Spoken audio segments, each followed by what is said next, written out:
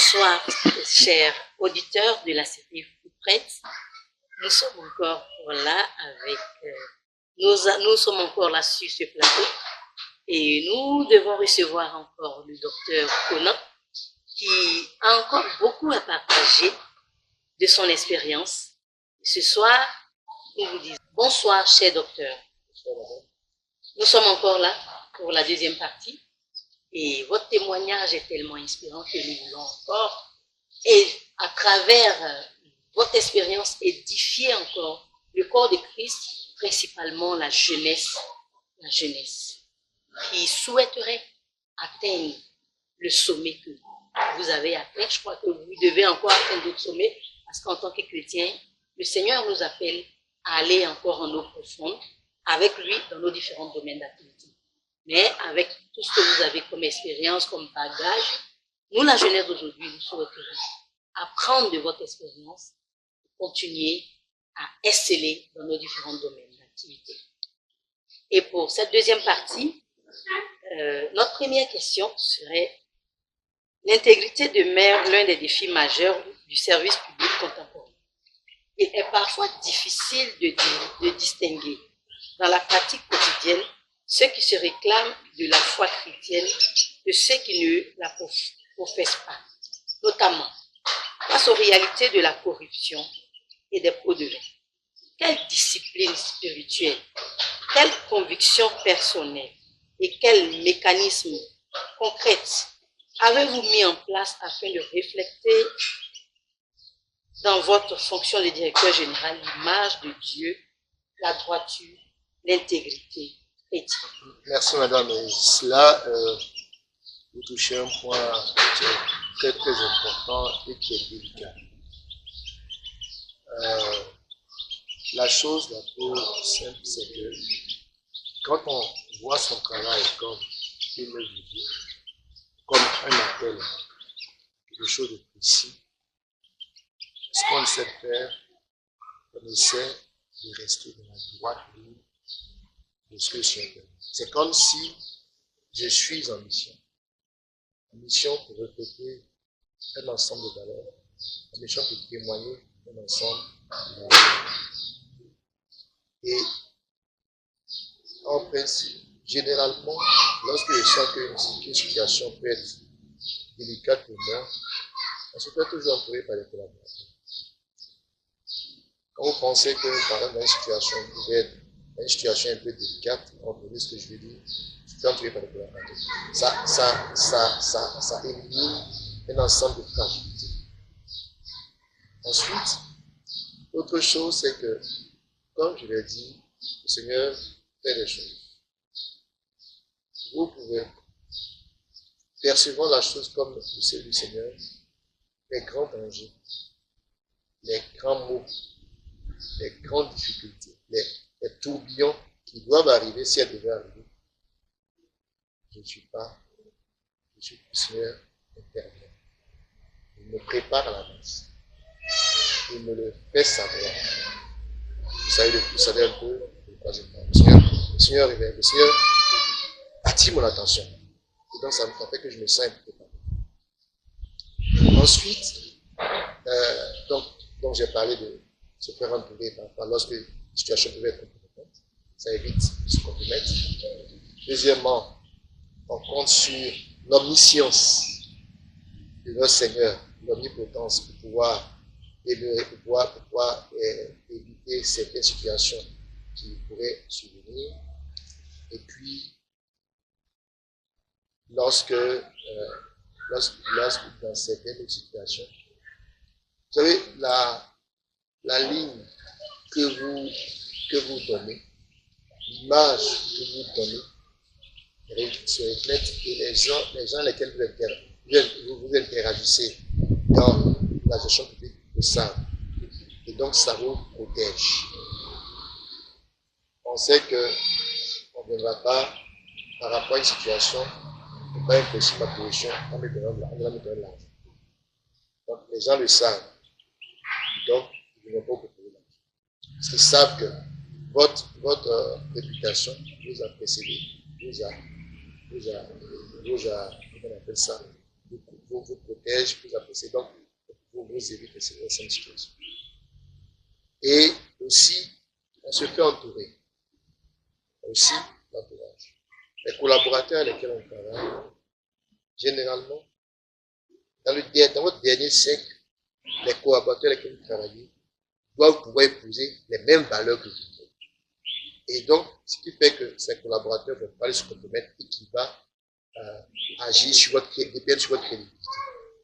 C'est des éléments simples, assez simples que j'ai énoncés, mais qui sont très puissants dans la gestion publique au quotidien. Donc, j'ai parlé de quoi? J'ai parlé de l'image qu'on a. L'image, et donc qui va réagir, qui va pour les gens qui ne pas dans certaines situations. J'ai parlé des révélations et de ce que le Seigneur, de l'orientation que le Seigneur donne pour prévenir certaines situations. J'ai parlé du fait qu'il faut le collaborateur autour de soi qui doit parler les mêmes valeurs. Et puis, j'ai parlé du fait de se faire entourer, de ne pas aller seul à certaines situations, à ce qu'on rencontre bien lorsque vous sentez qu'il peut y avoir des dépressions. Merci, docteur. Également, les Écritures nous présentent le roi Ézéchias comme un modèle de leadership public. Un homme qui, selon 2 Chroniques 31, verset 21, réussit dans tout ce qu'il entreprit, car il agissait de tout son cœur en recherchant son Dieu. À la lumière de ce témoignage biblique, quels principes spirituels et pratiques de réussite gouvernent votre manière de travailler, de diriger et de vivre quotidien? Je sens qu'il y a plus à cette question. Mais bon,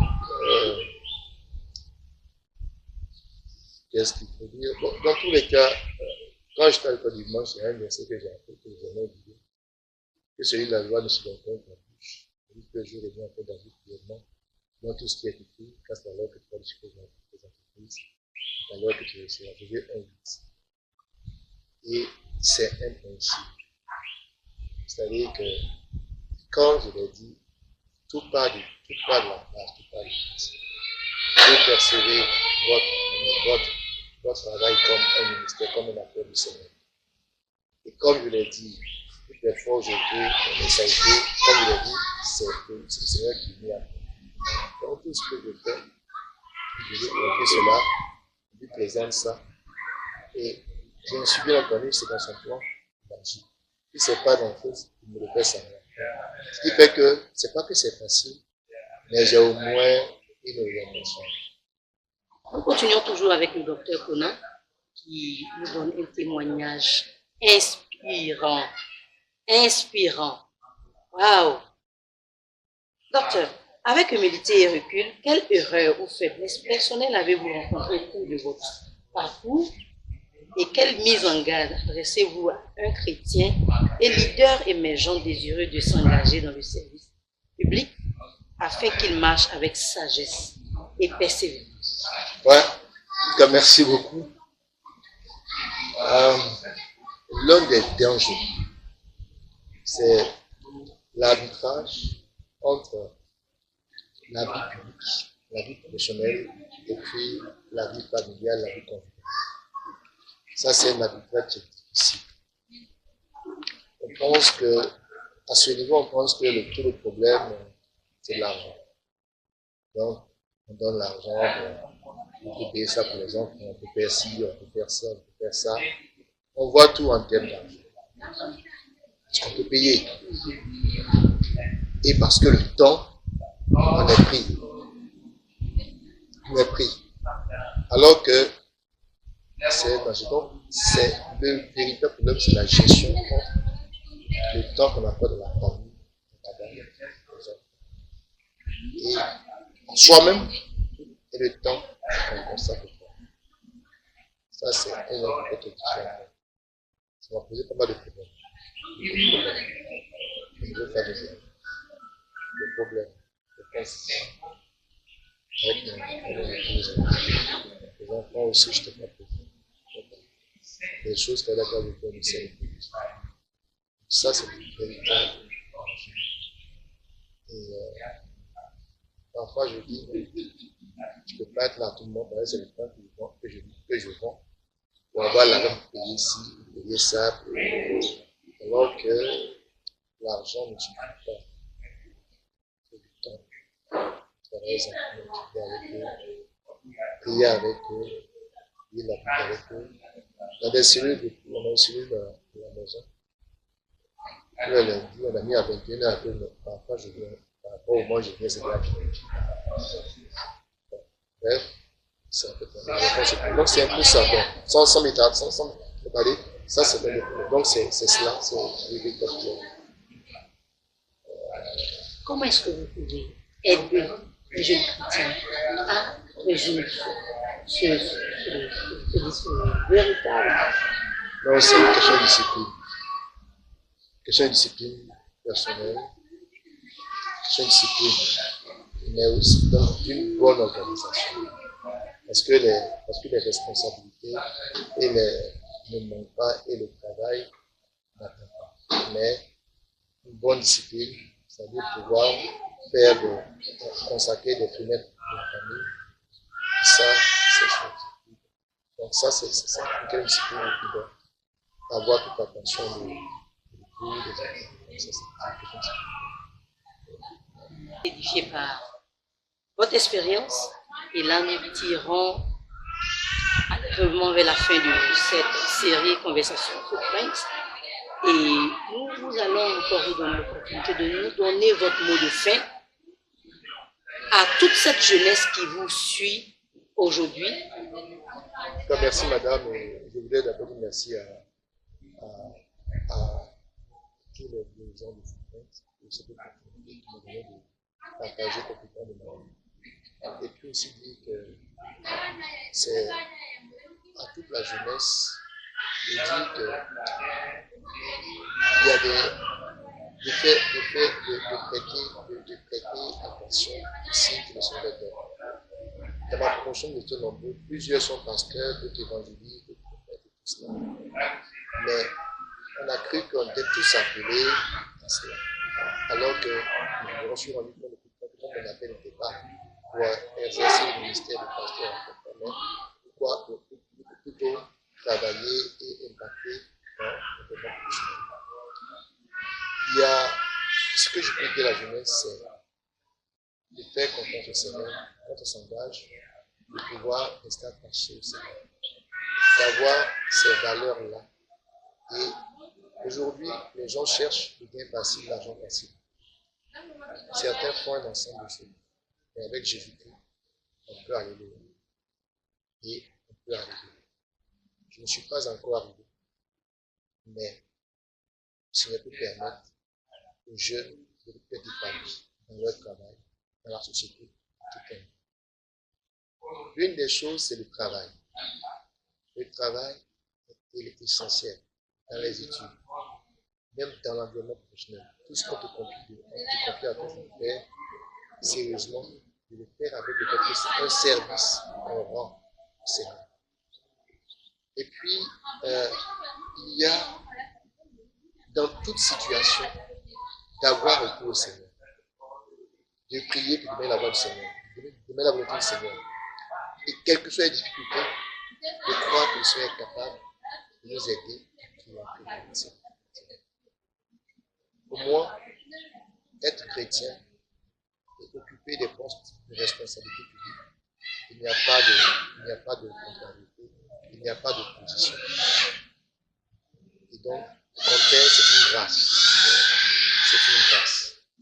Et lorsque cette grâce advient, il faut éviter que cette grâce ne devienne une occasion de chute. Et c'est en cela qu'il faut demeurer, calé sur ses valeurs et toujours avoir le Seigneur. Je vous remercie. Et je reste disponible et souhaiter que les jeunes puissent s'inscrire dans cette vision. Et puis, que le Seigneur les bénisse et les fasse grâce dans tout ce qu'ils ont fait. Merci. Pour cette édition de Footprint, nous avons été édifiés par le docteur Yao Sylvain Conan, qui nous a partagé son expérience En tant que chrétien et exerçant dans le domaine public à un poste de haut niveau, chers frères et sœurs, chers auditeurs de Footprint, le docteur nous invite à faire confiance au Seigneur tout en étant discipliné et vivre les fruits de l'esprit dans Galates 5, 22. Nous vous disons merci pour l'attention, que le Seigneur vous bénisse et à bientôt pour une autre série Footprint. Si la série de conversations Footprint a été une bénédiction pour vous, veuillez la transmettre à d'autres personnes pour qu'elle soit une bénédiction pour d'autres. Êtes-vous un croyant déterminé à réaliser votre vocation professionnelle sur votre lieu de travail et sur le marché? Nous avons plusieurs ressources pour vous aider à le faire. Il vous suffit de vous abonner à la chaîne YouTube pour recevoir les nouvelles ressources que nous créons chaque semaine.